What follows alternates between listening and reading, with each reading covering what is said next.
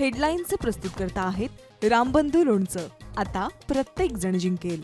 राम बंधू लोणचं. प्रत्येक बरणीवर संधी चार, चारही संधी धमाकेदार. आता राम बंधू लोणच्या सोबत प्रत्येक जण जिंकेल.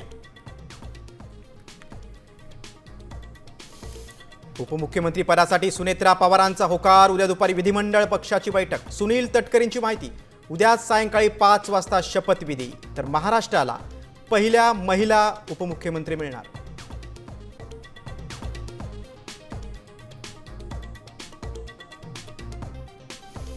अजितदादांच्या अस्थि विसर्जनानंतर शरद पवार बारामतीत ॲक्शन मोडवर. मुंबईत राष्ट्रवादीत वेगवान घडामोडी सुरू असताना पवारांकडून बारामतीत नीरा नदीच्या दूषित पाण्याची पाहणी.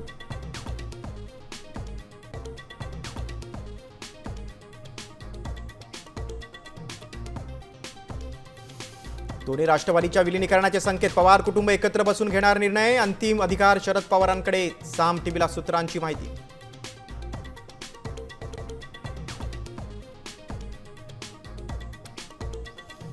अजित पवारांच्या निधनानंतर मुख्यमंत्री फडणवीस राज्याचा अर्थसंकल्प मांडण्याची शक्यता. 23 फेब्रुवारीपासून सुरू होणार अधिवेशन.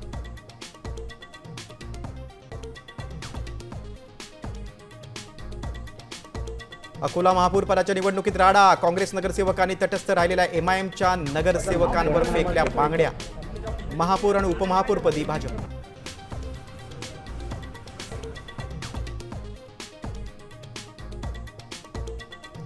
ठाणे महापौर पदाबाबत नाराजी टाळण्यासाठी उपमुख्यमंत्री एकनाथ शिंदेंचा मोठा निर्णय. शिंदे सेनेत सव्वा वर्षांचं महापौरपद, तर भाजपच्या वाट्याला उपमहापौरपद.